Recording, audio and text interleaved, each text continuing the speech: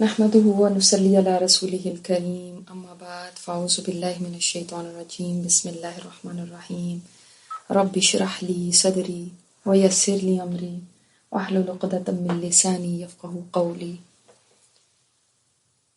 اللهم انفعنا بما علمتنا وعلمنا ما ينفعنا وزدنا علما اللهم انا نسألك علما نافعا وعملا متقبلا ورزقا طيبا آمین یا رب العالمین۔ ہمارا جو سلسلہ چل رہا ہے، سیریز ہماری میری آخری سانس ہے، اس کا آج ہم پارٹ 5 کریں گے۔ کچھ خواتین مجھ پہ جھکی ہوئی ہیں اور کچھ کی آہستہ آہستہ قرآن پڑھنے کی آواز مسلسل آ رہی ہے۔ کیا ان کو پتہ نہیں ہے کہ میں ایک مشکل ترین مرحلے کی طرف روانہ ہونے والی ہوں، جہاں مجھے ان کی دعاؤں کی سب سے زیادہ ضرورت ہے؟ میں ایک سخت ترین امتحان میں جانے والی ہوں، جہاں مجھے ثابت قدمی چاہیے اور اس کے لیے دعا چاہیے۔ آج میں خود اپنے لیے ایک بھی دعا نہیں مانگ سکتی۔ ہاں، دعاؤں کا وقت بھی ختم ہو چکا۔ زندگی میں دعاؤں کے ذریعے تقدیر بدلی جا سکتی تھی، مگر اب دعا کا دروازہ بند ہو چکا۔ میں کتنی بھی دعائیں کروں کچھ حاصل نہیں۔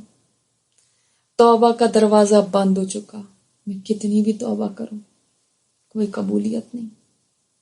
عمل کا دروازہ بند ہو چکا، میں کتنی بھی تسبیحات کروں، کتنی بھی نیکیاں قولی عبادت کرنے کی کوشش کروں، یہ دروازہ بند ہو گیا۔ نماز، روزے، تسبیح، حج، زکوٰۃ، صدقہ، سب کے دروازے بند ہو چکے۔ اب تو میری کتاب ہی بند ہو گئی ہے۔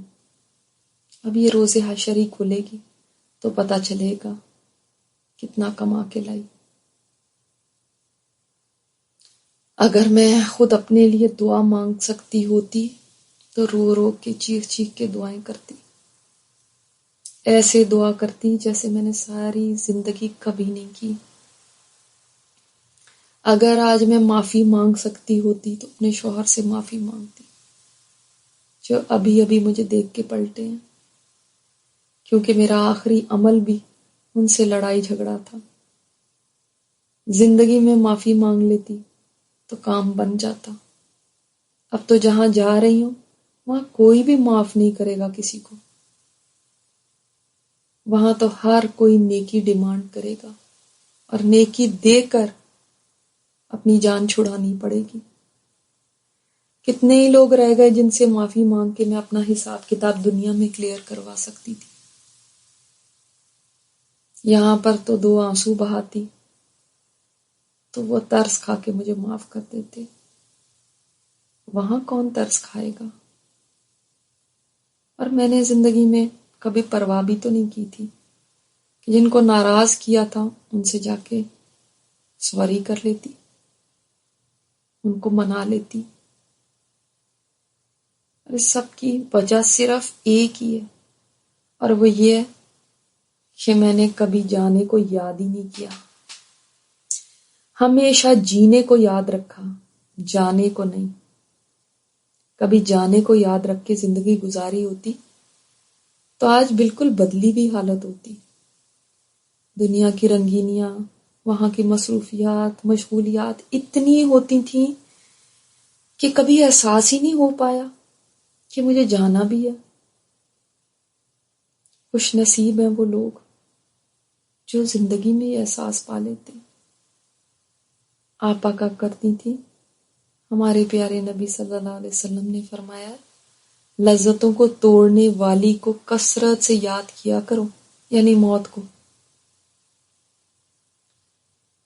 مگر میں لذتوں کو ہی تو توڑنا نہیں چاہتی تھی، اسی لیے کبھی خیال آ بھی جاتا تو اتنی خوفزدہ ہو جاتی کہ فوراً کسی دوسری چیز میں خود کو مشغول کر لیتی تاکہ یہ خیال کہیں میرے دماغ میں بیٹھ نہ جائے، کہیں مجھے ڈپریشن نہ ہو جائے. میں اپنا دھیان بٹاتی تاکہ کہیں یہ مجھے پریشان نہ کرے کہ مجھے چلے جانا ہے، کہیں میرے فن ٹائم کو خراب نہ کر دے. موت کے ذکر سے دور بھاگنا میری موت کو روک نہیں سکا. دنیا کی رونقوں نے مجھے دھوکہ دے دیا، مگر کہیں کوئی عدالت مجھے ایسی نہیں ملتی جہاں جا کر میں دنیا کو سو کر دوں، جہاں میں اس کے خلاف مقدمہ کر لوں کہ جس نے مجھے اپنے فریب میں پھانس کے میری آخرت بھلا دی، جس نے مجھے دھوکہ دیا. اس دھوکے باز کے خلاف کہیں کوئی رپورٹ نہیں لکھوائی جا سکتی. میرے آگے بہت لمبا اور بہت مشکل سفر ہے جس پہ میں روانہ ہونے والی ہوں. اور ادھر میری دوست گڑیا سے کہہ رہی ہے بیٹا 2.5 پارے راہداری کے پڑھ لو امی کے لیے. ہماری دادی جب فوت ہوئی تھی تو کسی نے یہی بتایا تھا. ارے نہیں گڑیا بیٹا، امی کے لیے اللہ سے دعا کرو. بیٹا تمہاری امی اب کوئی دعا نہیں کر سکتی اپنے لیے، تم نے کرنی ہے. دوسرے لوگ تو گھر چلے جائیں گے اور شاید ان کے کبھی ذہن میں بھی میں نہ ہوں، کبھی یاد میں بھی نہ ہوں، مگر تم کو مجھے یاد رکھنا ہے. آج میں کس قدر بے بس ہوں کہ ایک دعا کے لیے بھی دوسروں کی محتاج ہوں. اس بات کے لیے میں نے خود اپنے لیے کیوں نہ دعائیں مانگی. میں دعائیں تو ضرور کیا کرتی تھی،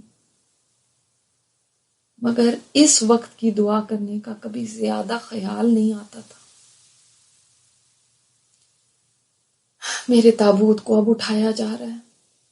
یوں لگ رہا ہے بہت سارے آدمیوں نے کندھا دیا ہوا ہے.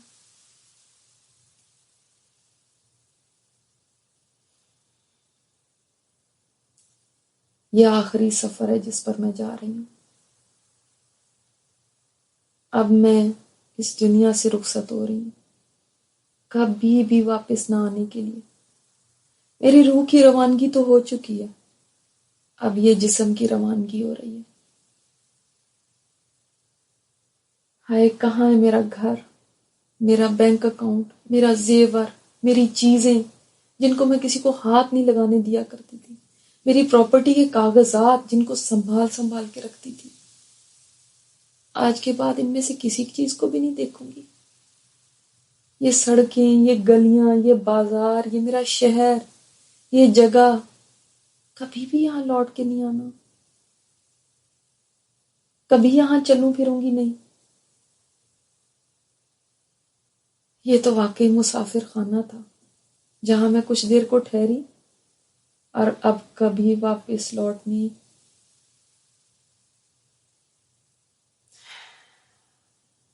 کا چانس نہیں ہوگا.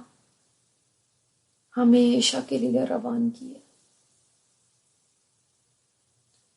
یہاں تو راہ چلنے والے کی طرح زندگی گزارنی چاہیے تھی، لیکن میں نے اس کو پرماننٹ ریزیڈنس سمجھ لیا. میں اپنی آخرت کی پہلی منزل میں داخل ہونے والی ہوں. کاش میں آج ان لوگوں کی طرح ہوتی جن کے لیے یہ زندگی کا خوش ترین دن ہوتا ہے کہ جس دن ان کی اپنے رب سے ملاقات ہونی ہوتی ہے، جنہوں نے اس دن کو یاد رکھ کے زندگی گزاری. ان کے لیے یہی بہترین دن ہے. مجھے آہستہ آہستہ لے جایا جا رہا ہے اور اس کے ساتھ ہی ایک طوفان سمجھ گیا. عورتوں کی چیخیں بلند ہو رہی ہیں، بعض کی باقاعدہ بین کرنے کی آوازیں آ رہی ہیں. ایسا مت کرو، مت کرو. یہ میں تو پہلے ہی سہمی ہوئی ہوں، آگے میرے ساتھ نہ جانے کیا ہونے والا ہے. اور تمہاری یہ آوازیں میری گھبراہٹ میں اور اضافہ کر رہی ہیں. مجھے تکلیف ہو رہی ہے. کیا ہمیشہ کے لیے رخصت ہونے والے مسافر کو یوں الوداع کیا جاتا ہے؟ کیا دعاؤں سے الوداع نہیں کیا جانا چاہیے؟ آوازیں آہستہ آہستہ مجھ سے دور ہو رہی ہیں. سنو ایسا کام نہ کرو جس سے اللہ کی ناراضگی ہو. دیکھو میں تو بہت زیادہ عمل پہلے ہی کر نہیں پائی، اب یہ کام کر کے تم میرے لیے اور مسئلے کھڑے کر دو گے. مت بین کرو، مت نوحہ کرو. مجھے چاہیے تو یہ تھا کہ ان سب باتوں کی وصیت چھوڑ کے جاتی، اس لیے کہ اس وقت میری آواز تم نہیں سن سکتے. اگر میں نے وصیت چھوڑی ہوتی کہ میرے مرنے کے بعد ایسا ایسا کرنا اور ایسا ایسا نہ کرنا، تو کم از کم مجھ پر کوئی الزام نہ ہوتا. مگر مجھے کبھی مرنا یاد ہی نہیں آیا. وصیت تو ہم بوڑھوں کے لیے سمجھا کرتے تھے کہ وہ لکھیں، ہم کیوں لکھیں اور کس بات کی لکھیں.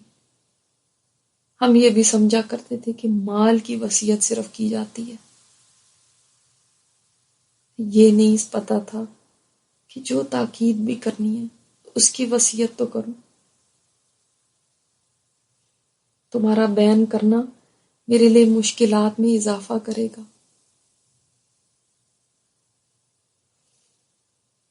ارے یہ تو بھلا ہو بھائی جان کا، وہ نہ ہوتے تو آج مجھے پاکستان لے جایا جا رہا ہوتا دفن کرنے کے لیے. انہوں نے روک دیا، مگر میں نے خود تو کبھی اس بات کی وصیت کی ہی نہیں، کبھی اس کو اتنا اہم سمجھا ہی نہیں، کبھی اس کو ایڈریس کیا ہی نہیں، کبھی اس موضوع پہ بات کی ہی نہیں. کیونکہ موت کا مجھے اتنا خوف ہوتا تھا کہ موت کا ذکر کرنا مجھے پسند نہیں تھا. میرے کتنے روزے رہ گئے یہ بتانا بھی تو ضروری تھا. اور افشین سے میں نے کچھ پیسے ادھار لیے ہوئے تھے، وہ مجھے لوٹانے تھے. میں تو کچھ بھی وصیت نہیں کر پائی.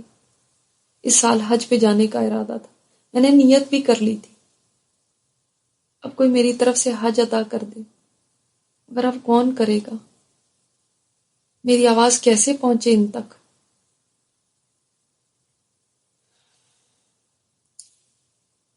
میرا جنازہ اٹھانے والے اونچی آواز میں کلمہ طیبہ پڑھ رہے ہیں. ارے کیا تمہیں پتا نہیں، صحابہ کرام تو جنازے کے ساتھ آواز بلند کرنا بھی پسند نہیں کرتے تھے. پھر تم کیوں یوں آوازیں اونچی کر رہے ہو؟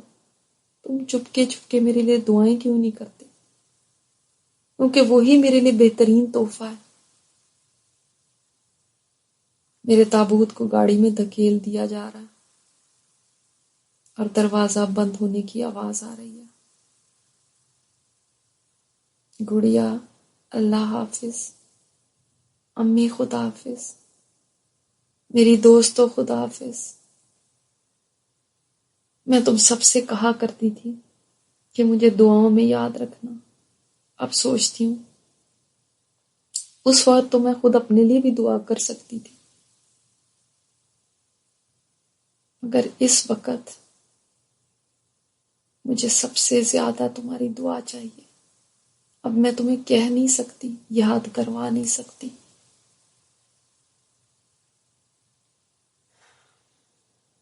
گاڑی تیزی سے روانہ ہو گئی ہے.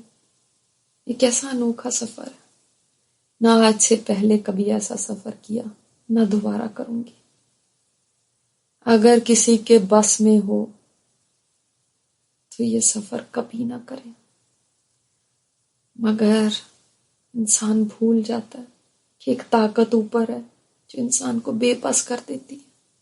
وہ چاہے یا نہ چاہے اس کو ایک نہ ایک دن جانا ہی پڑتا ہے.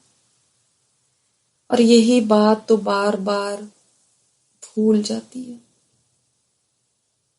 اللہ کے پیارے لوگ جو ہوا کرتے تھے وہ تو خود ارادے کے ساتھ اپنے اس وقت کو یاد کیا کرتے تھے،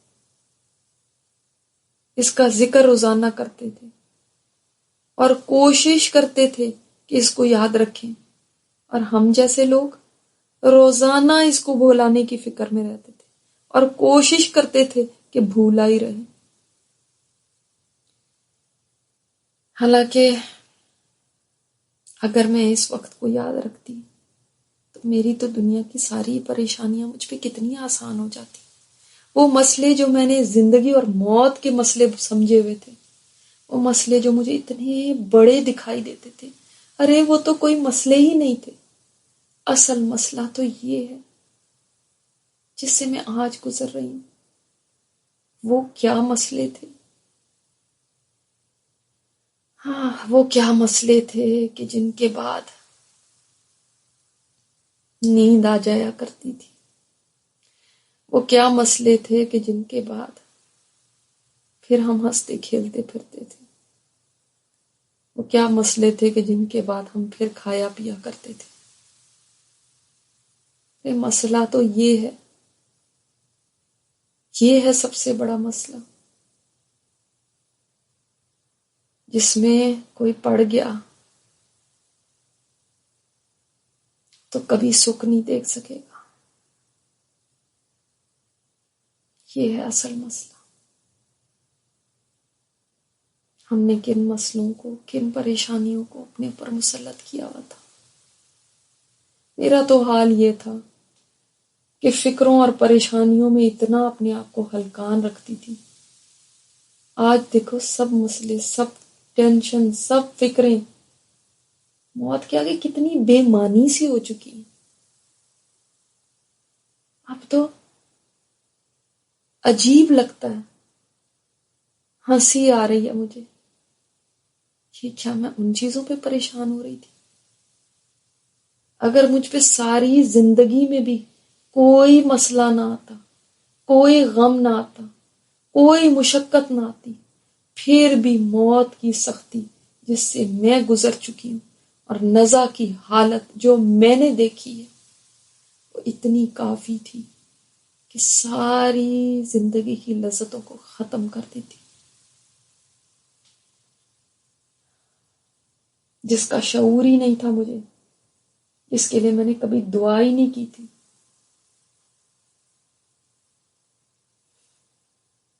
اور جس وقت کے لیے پیغمبروں تک نے دعائیں مانگی، میں نے اسی وقت کو بلا دیا. حالانکہ موت کی تکلیف اور اس کی فکر اتنی کافی تھی کہ میں اپنی زندگی، ساری زندگی اسی کی تیاری میں لگا دیتی اور اسی کے پیچھے ہلکان ہوتی اور اسی کی فکر کرتی رہتی. اور ابھی تو باقی بھی بہت سارے مرحلے باقی ہیں جن سے مجھے گزرنا ہے. زیادہ مشکل مرحلے تو ابھی آنے والے ہیں. وہ لوگوں سن لو، اے مجھے لے کے جانے والوں سن لو.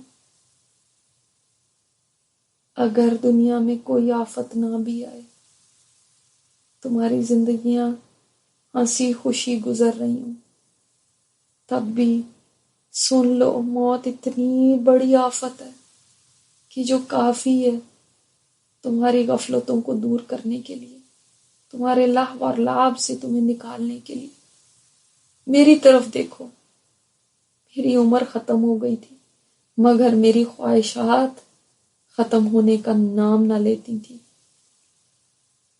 میں موت سے بھاگتی تھی مگر جب اس نے مجھے دبوچ لیا تو یوں لگا گویا میں زندہ چڑیا ہوں جس کو آگ پہ بھونا جا رہا ہے، کہ نہ اس کی جان نکلتی ہے اور نہ اڑنے کی کوئی صورت ہے. میری حالت ایسی تھی گویا زندہ بکری کی کھال اتاری جا رہی ہو، مگر نہ وہ چلا سکتی ہو، نہ کسی کو بیان کر سکتی ہو. میری حالت وہ تھی گویا سارے جسم پہ تلواروں کی کاٹ، تلواروں کے وار لگ رہے ہوں.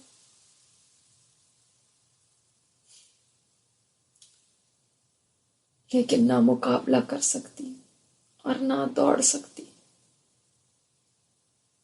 سنو، تم نے اپنی تیاری کر لی ہے اس دن کی. میں اپنی کہانی تم سب کو سنانا چاہتی ہوں. میرے جانے سے پہلے میری بات سے کوئی تو نصیحت لے لے.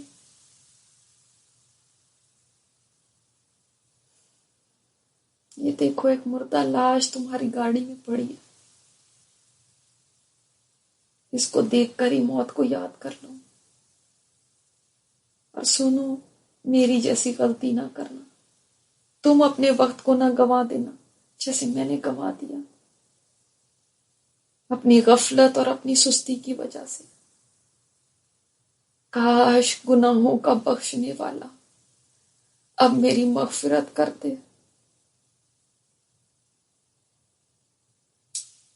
میرا تو موت کی سختی سے ہی ابھی تک برا حال ہے، اس کی تکلیف اب تک مجھے محسوس ہو رہی ہے، تو آگے آنے والے مرحلے تو اور بھی سخت ہیں، اس میں میرا حال کیا ہوگا؟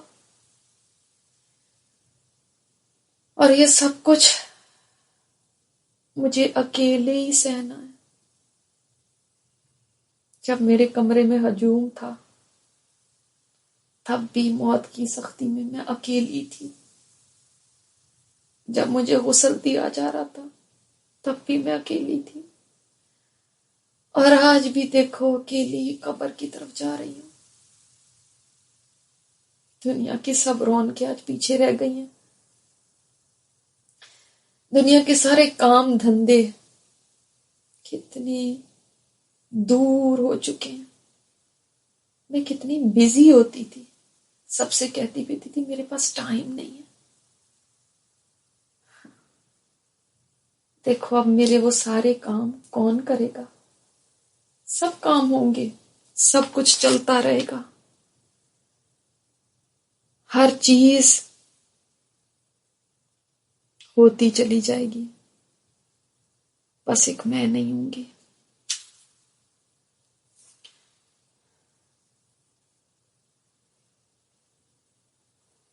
میں یہ بھول گئی تھی کہ مجھے اسی مصروفیت میں، اسی وقت میں اپنے آج کے لیے وقت نکالنا ہے۔ آج میں فارغ ہو گئی، بالکل فارغ، مگر آج میں اپنے لیے کچھ نہیں کر سکتی۔ کیا مجھے اسی فراغت کا انتظار تھا؟ میں نے ہر چیز کی تیاری کی، بس اس سفر کی تیاری نہیں کی۔ میری ساری زندگی میری آنکھوں کے آگے گھوم رہی ہے، میری بھاگ دوڑیں، میرے کام دھندے، میرے فن، میری انٹرٹینمنٹ، بچے، گھر، سہیلیاں، پوری زندگی ایسے لگ رہا ہے کوئی فلم میں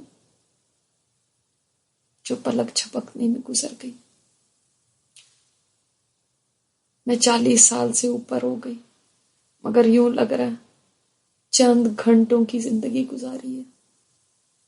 ہاں بس زندگی اتنی ہی تو تھی۔ ٹریفک کا شور ہے، گاڑیوں کی آوازیں آ رہی ہیں، ادھر مجھ پہ قیامت گزر رہی ہے اور ادھر دنیا کا کچھ بھی فرق نہیں پڑ رہا۔ ہاں سب کچھ ویسے ہی چل رہا ہے، میری سواری مختلف راستوں سے ہوتی ہوئی اب ایک جگہ آ گئی ہے، یہاں آ کے رک چکی ہے۔ گاڑی کی ڈگی کھلنے کی آواز کے ساتھ ہی کوئی میرے تابوت کو حرکت دے رہا ہے۔ اس کے بعد بہت ساری آوازیں قریب آ گئی ہیں، بہت سارے لوگ مجھے میرے گھر چھوڑنے کے لیے آئے ہیں۔ ہاں میرا اصلی گھر تو یہی ہے نا، جہاں میں نے اب ہمیشہ ہمیشہ کے لیے رہنا ہے۔ کہاں میرا وہ ماربل کا چمکدار فرش ہوا کرتا تھا، اور کہاں یہ مٹی کا گھر،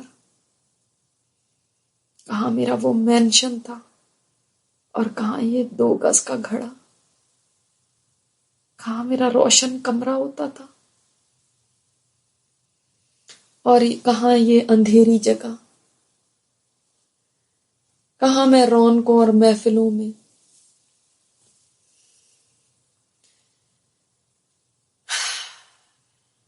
ہوئی رہتی تھی، اور کہاں یہ ویرانہ۔ بھائی ماموں، کیا آپ لوگ یہاں چھوڑ کے چلے جائیں گے مجھے؟ امی، گڑیا، احمد، آپا کہاں ہیں آپ سب؟ کیا مجھے اکیلے ہی یہاں رہنا ہوگا؟ کیا کوئی بھی میرے ساتھ نہیں آئے گا؟ نازی، روفی، افشی، تم لوگ تو کہتے تھے تم بیسٹ فرینڈز فار ایور ہو. تمہارا ساتھ کیا یہیں تک کا تھا؟ تم بھی مجھے اکیلی جانے دو گی؟ یہاں میں کس سے باتیں کروں گی؟ یہاں میں کس طرح اکیلی رہوں گی؟ یہاں میرا کون ہوگا؟ کیا کوئی میرے ساتھ جا سکتا ہے؟ احمد آپ کہاں ہیں؟ آپ کی خاطر تو میں نے کئی بار اللہ کے حکموں کی بھی پرواہ نہیں کی تھی. آج آپ کچھ دیر کے لیے تو میرے ساتھ رہ جائیں. جب میں اس جگہ سے مانوس ہو جاؤں نا تب بے شک چلے جائیے گا، مگر کم از کم چند دن تو مجھے اس نئی جگہ، نئے ماحول میں مانوس ہونے دیں، پھر جائیں. لگتا ہے سب کو بہت جلدی ہے، جھٹ پٹ کام کر رہے ہیں. شاید شام ہو رہی ہے نا. یہ سب صبح سے میرے کاموں میں لگے ہوئے تھے، تھک گئے ہوں گے. اور پھر اس وحشت زدہ جگہ پہ دیر تک کون رہنا چاہے گا؟ اس ویرانے میں کون میری خاطر رکے گا؟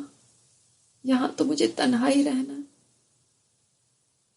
میں تو تنہائی میں ڈر جایا کرتی تھی، اور تم سب مجھے یہاں اکیلا چھوڑ کے چلے جاؤ گے. یہ بات تو مجھے پہلے ہی سمجھ لینی چاہیے تھی کہ یہاں تنہا آنا ہے اور تنہا ہی رہنا ہے. یہ تنہائی کا گھر ہے. کل شام، ہاں کل شام اس وقت میں احمد کے ساتھ شادی پر جانے کے لیے تیار ہو رہی تھی، اور آج زمین کے نیچے جانے کے لیے تیار ہوں. کل اس وقت میں کھلکھلا رہی تھی، خوش تھی، سجنے سنورنے میں مصروف تھی، اور آج اس وقت میں سفید کپڑے میں لپٹی ہوئی اپنی حالت پہ ماتم کر رہی ہوں.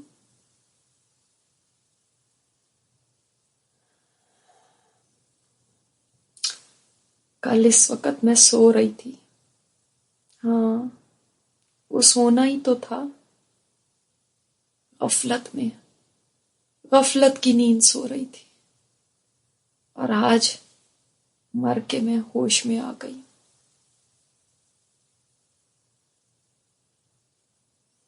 کل دنیا کا نشہ مجھ پہ چڑھا ہوا تھا، اور صرف 24 گھنٹے گزرے ہیں، اور آج میں اتنی سمجھدار ہو گئی ہوں کہ آخرت کی فکر نے مجھے ہلکان کر دیا. کیسے دنیا کا نشہ ٹوٹ گیا. بس اتنی سی دیر تھی. آدمیوں کی آوازیں مجھے آ رہی ہیں، مجھے تابوت سے نکالا جا رہا ہے. لگتا ہے قبر میں اتارنے لگے ہیں. پہلے پاؤں کی طرف سے مجھے نیچے کیا جا رہا ہے، اور آہستہ آہستہ باقی جسم بھی نیچے کو لے جایا جا رہا ہے. بھائی جان نے مجھے نرمی سے ہاتھوں میں لے لیا اور مجھے ایک سخت جگہ پہ رکھ دیا. زمین کتنی سخت ہے. میں تو نرم گدوں پہ سونے کی عادی ہوں. زمین پہ لیٹنا تو کیا، بیٹھنا بھی میرے لیے محال ہوتا تھا. ہائے موت، تو نے میرا کیا حال کر دیا. شہزادیوں کی طرح زندگی گزارنے والی کو فقیر نہیں بنا دیا. ہزاروں ڈالر ایک بازار کے چکر میں اڑانے والی کو خالی ہاتھ کر دیا. نوکروں چاکروں کے درمیان رہنے والی کو بالکل بے یار و مددگار کر دیا. جوانی کے زوم میں اکڑنے والی کو کیسے بے بس کر دیا، وہ جو سہیلیوں کے جھرمٹ میں رہا کرتی تھی اس کو کیسے تنہا کر دیا،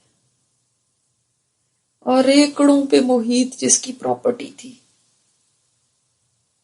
کیسے اس کو آج 2 گز جگہ میں مقید کرنے لگے۔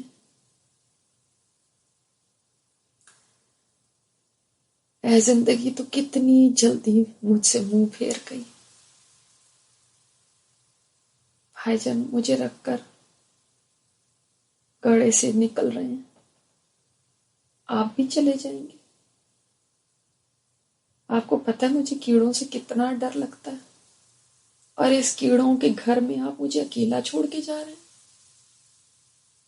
بچپن میں یاد ہے کبھی کوئی کیڑا آیا کرتا تھا تو میں سارا گھر سر پہ اٹھا لیتی تھی اور آپ دوڑے آتے تھے، اور آج یہاں کیڑوں کی فوج آ گئی تو میں کس کو بلاؤں گی؟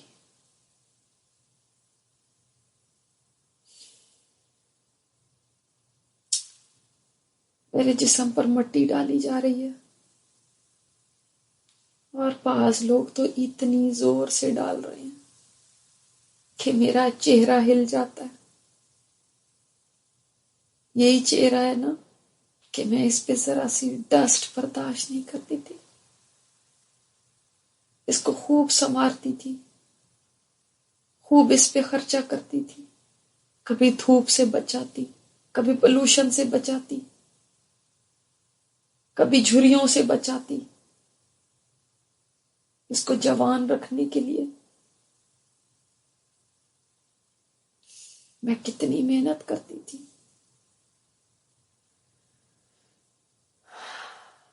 بیوٹی ٹپس کی تلاش میں گھنٹوں انٹرنیٹ پہ بیٹھی رہتی تھی، کریزی تھی میں اپنی اسکن کے لیے۔ آج دیکھو اسی اسکن پہ، اسی چہرے پہ مٹی زور زور سے ڈالی جا رہی ہے، اور بے بسی کی تصویر یہ چہرہ، اس کے زور سے کبھی دائیں طرف ہل جاتا ہے اور کبھی بائیں طرف۔ میرا سارا جسم مٹی کے نیچے دبتا ہی جا رہا ہے۔ اے مٹی ڈالنے والوں، کبھی یہ نہ بھولنا کہ ایک دن تم پر بھی اسی طرح مٹی ڈالی جا رہی ہوگی اور تم بے بس ہوگے۔ تمہیں اسی طرح لوگ کیڑوں کے گھر میں تنہا چھوڑ کے چلے جائیں گے، اندھیروں کے گھر میں تمہیں بھی ایک دن رہنا ہوگا، اور اس ویرانے کے شہری بننا ہوگا۔ ایک دن سب کا یہی انجام ہونا ہے۔ مجھ سے عبرت لے لو اے لوگو، مجھ سے سبق لے لو۔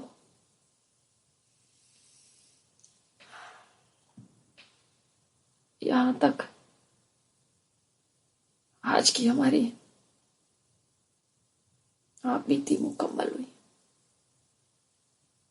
اپنی دعاؤں میں یہ دعا ضرور شامل کر لیں، رب اعِنِّی علی غمرات الموت و سکرات الموت، اور اللہم انی اعوذ بک من عذاب القبر،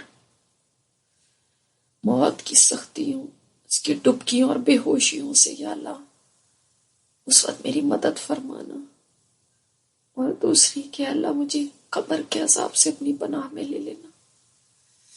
یہ دعائیں بہت ضروری ہیں کہ ہم ان کو یاد رکھیں۔ آج بہت ساری اور دعائیں ہماری پرائرٹی ہیں، ہم ان کو مانگتے ہیں، مگر کل سب سے بڑی پرائرٹی یہ ہوگی کہ اس وقت کی دعا مانگنی چاہیے تھی۔ دنیا کا کوئی بھی فرق نہیں پڑے گا میرے یا آپ کے جانے سے، اگر جو قیامت ہم پہ گزرے گی وہ ہم ہی جانتے ہوں گے، اور اس وقت پتہ چلے گا کہ یہ دعائیں کتنی قیمتی تھی، جن کو ہم نے رسمی سی سمجھ کے کبھی مانگا تھا۔ اللہ تعالیٰ ہم سب کی موت بھی آسان کرے، ہمارا خاتمہ بالخیر فرمائے، ایمان پہ ہمارا خاتمہ ہو۔ جب ہم مرنے لگے تو اللہ تعالیٰ شیطان کے تسلط سے بچانا، شیطان کے وسواس سے بچانا، ایمان کے لٹ جانے سے بچانا، اللہ اس وقت ایمان کے لٹ جانے سے بچانا۔ تو ہمارے ایمان کی حفاظت فرمانا یا رب۔ ربنا تقبل منا انك انت السميع العليم وتب علينا انك انت التواب الرحيم صلی اللہ تعالی علی خیر خلقہ محمد وعلی آلہ واصحابہ اجمعین برحمتک یا ارحم الراحمین آمین یا رب العالمین۔ السلام علیکم ورحمۃ اللہ وبرکاتہ۔